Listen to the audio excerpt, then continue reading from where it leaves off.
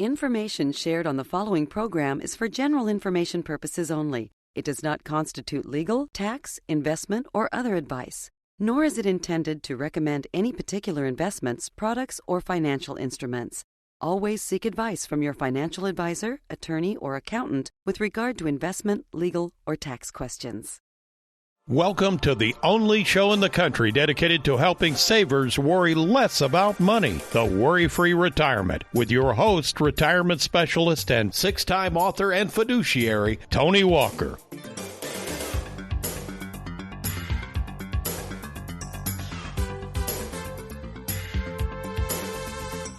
Welcome to the Worry-Free Retirement. And yes, I am that little man in the sweater vest, retirement planning specialist and full-time fiduciary, Tony Walker.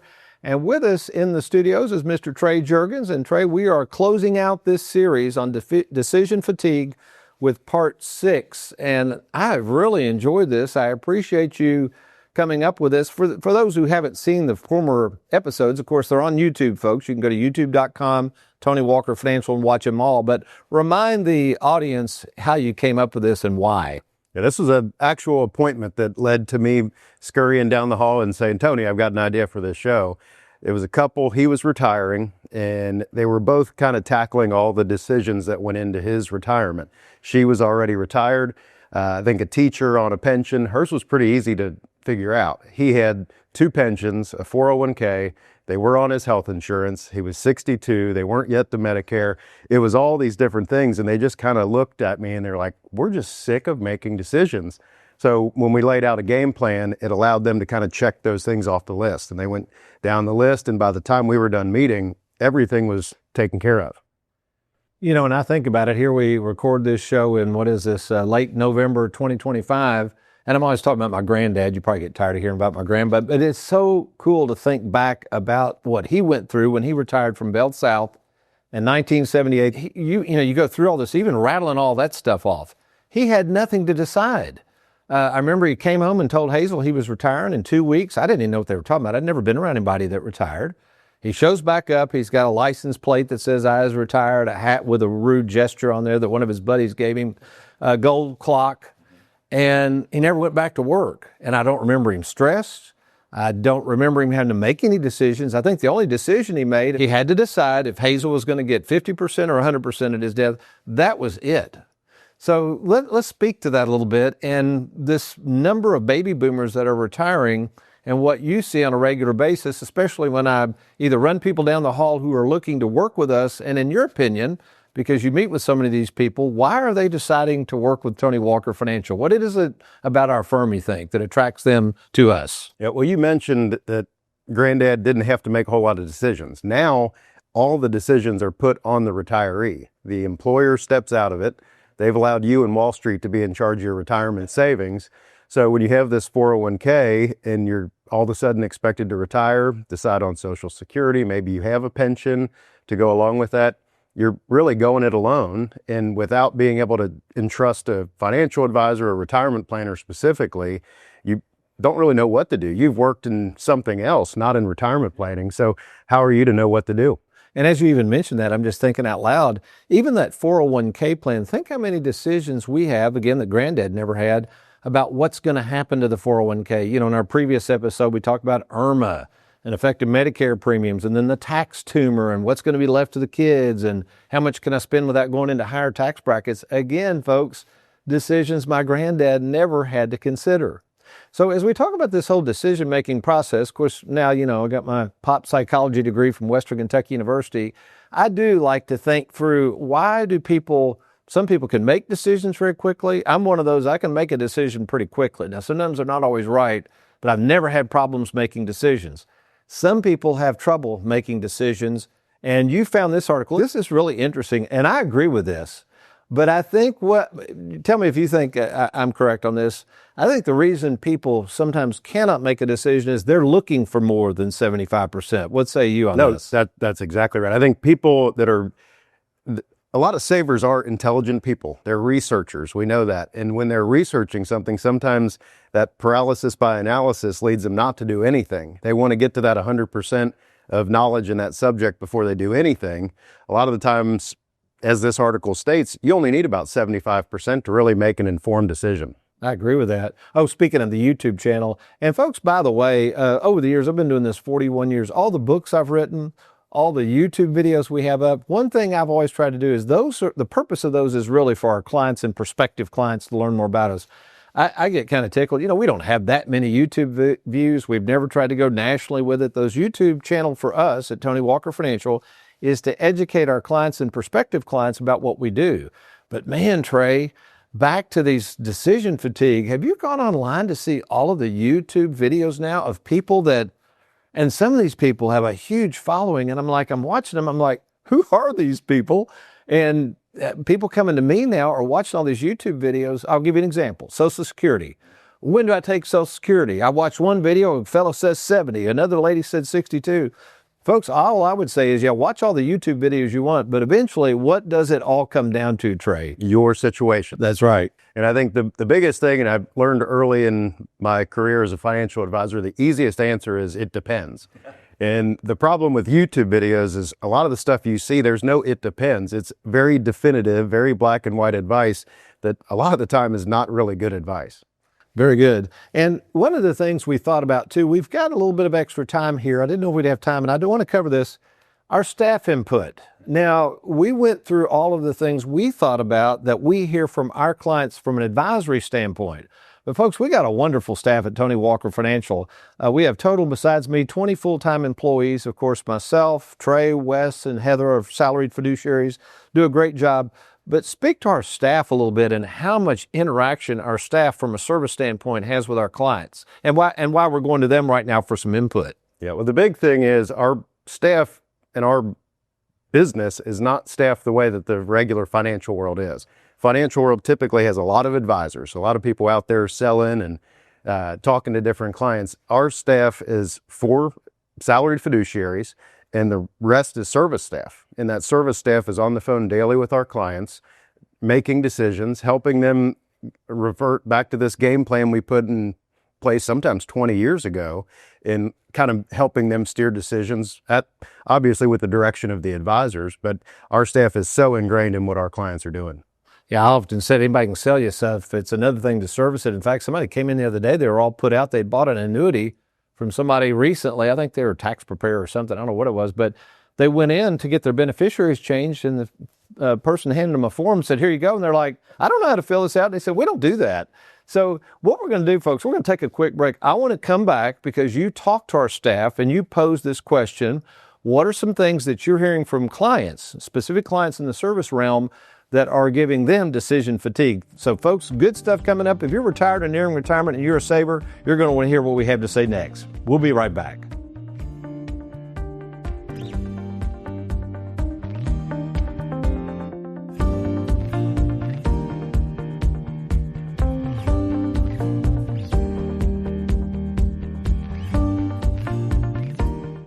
Want to know what most advisors hate talking about?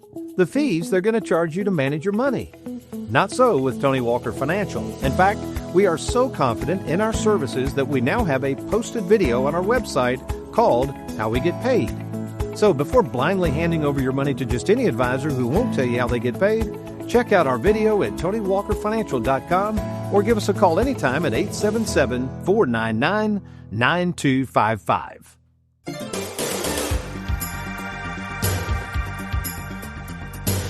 Welcome back to the Worry-Free Retirement, and as we continue our trek in our final episode of Decision Fatigue, now we're on part 6. We're going to go to some staff input, but I think before we got the staff input and some of the decision fatigue they hear from clients, you were going to mention one more that we left out in the previous episodes. Yeah, the one we were going to kind of cover here, and this shocks people the way we answer it sometimes now, is, but how much money should they keep in emergency funds or emergency savings?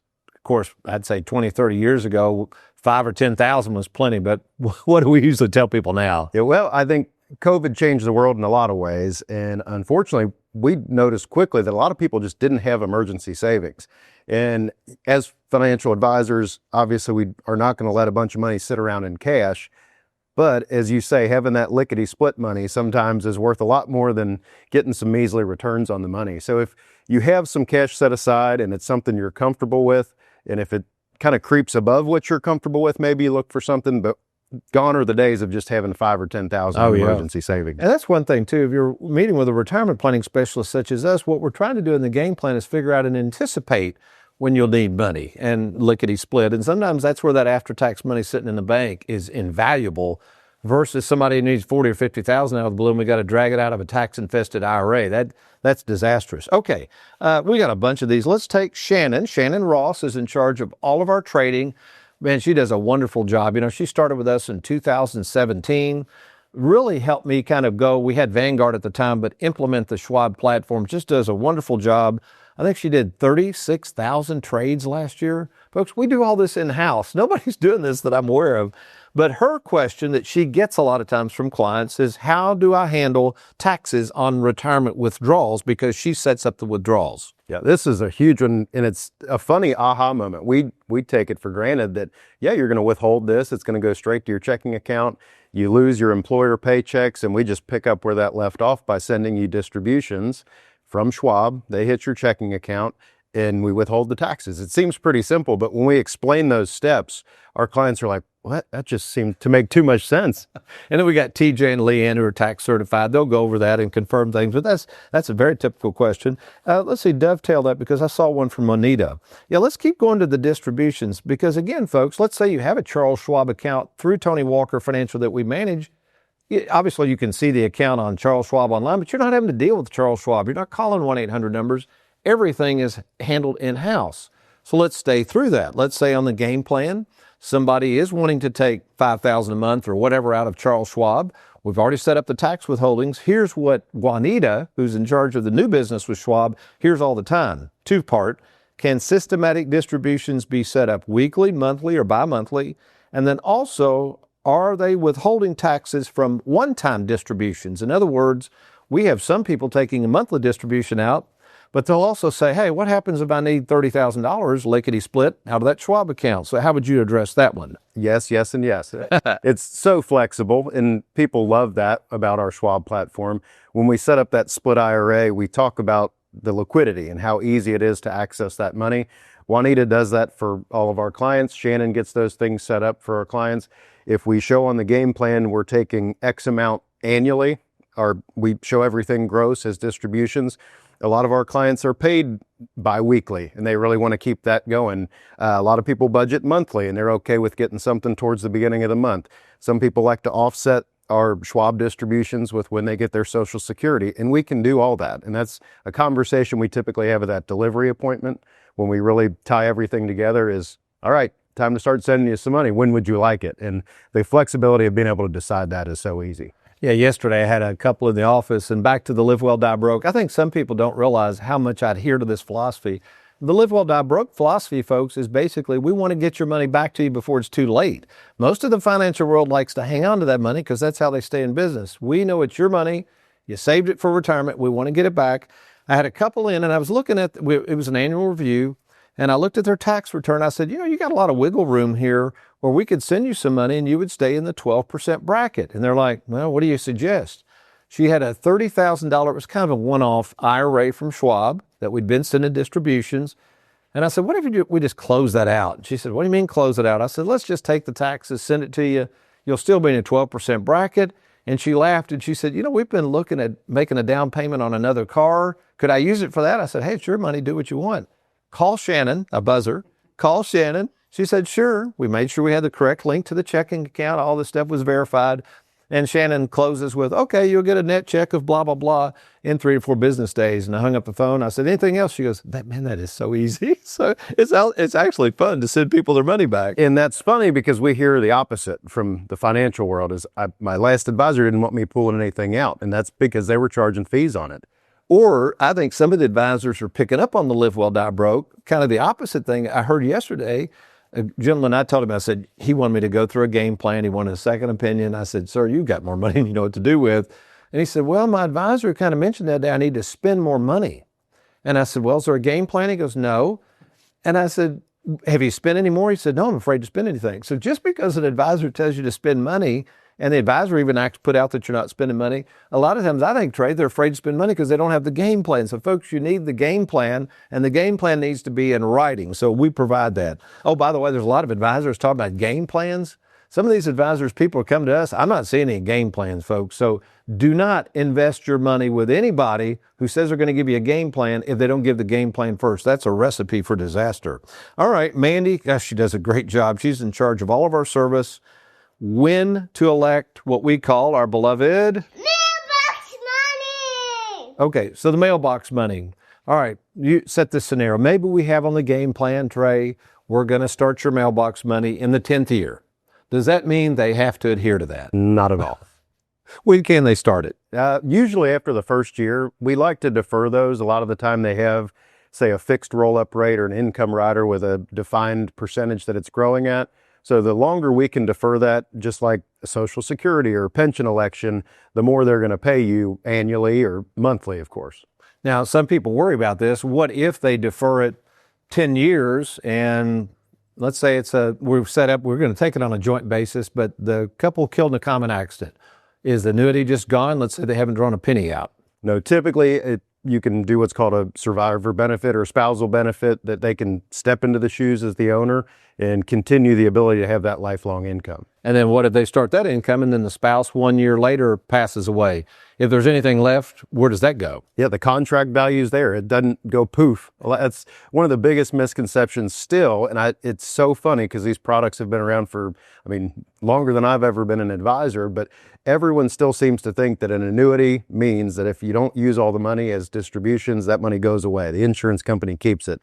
It gets frustrating sometimes. Okay, now this is Wes, one of our advisors, of course, but I like this one. He says he gets this all the time, and especially when people are transitioning from working to us and they're moving money over, and if somebody's been in the market, which is understandable, they've been working, feeding that 401k, but what is the right investment strategy when you're moving into retirement? Yeah, I said it before. It depends. Someone might have had an okay tolerance for risk, and they've been in that 60-40 split, a lot of equities in their 401k. They've come to us with a great nest egg, but then that's it. They're retired. There's no more putting into this 401k. We're into distribution mode, and they're right away planning to pay off a house or start taking large monthly distributions. We don't want them as heavily invested in the market. So that's a conversation Wes and I and you and Heather have constantly is, you may have been comfortable with this, but according to the plan, we're going to start taking out distributions. We don't want to be so heavily in equities. Now, it is funny. Yesterday, I had a lot of meetings yesterday. I had someone in, and they did have a lot of annuities with us, which have been secure and doing well. They've got a couple of Charles Schwab accounts. They're not taking out as much as they thought. And I said, you really don't have a lot of risk here. We had their Schwab really, really conservative.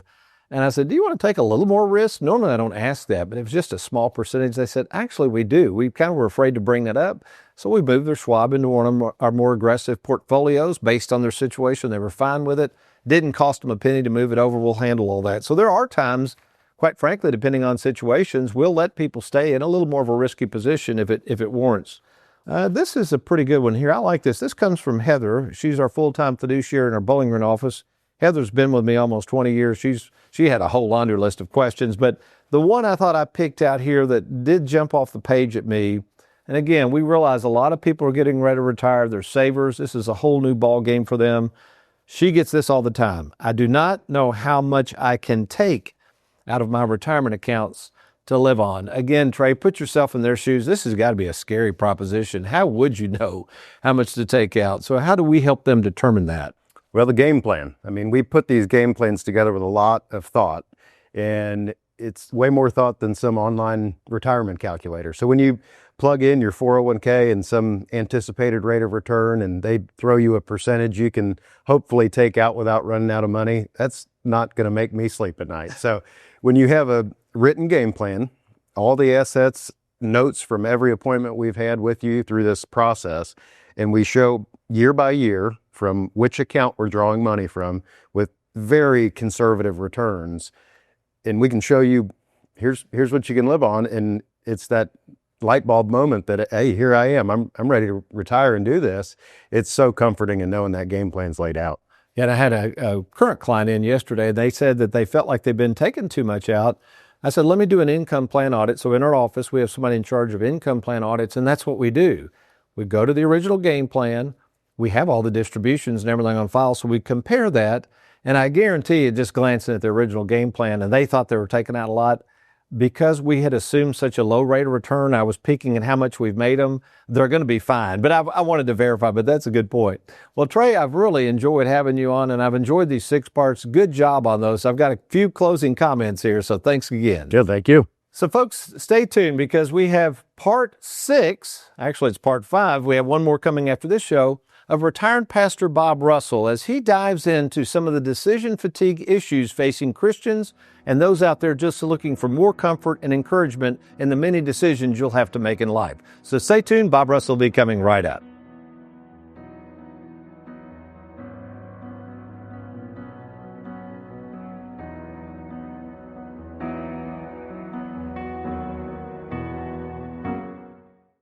Have yourself a merry little Christmas. Worry-Free Music presents the greatest collection of Christmas covers ever assembled. It's beginning to look a lot like Christmas. Hey! Tony Walker's A Humdinger Christmas. 486 timeless classics across 6 digitally remastered 8-track tapes. Happy holidays. Every song fills your home with holiday magic. Sing ding-a-ding, ring ding-a-ding, ding ding-a-ding, dong ding-a-ding, ring ding-a-ding, ding ding-a-ding, ring ding-a-ding, ring ding-a-ding. Don't miss this opportunity to receive Tony Walker's A Humdinger Christmas, the perfect way to celebrate the joy of this holiday season. Dashing through the snow, hey, and 1-horse open sleigh, yeah. Only $685 plus $3 shipping and handling. Order yours today. 8-track tape player not included. Offer void where prohibited. And from all of us at Tony Walker Financial, have a Merry Christmas.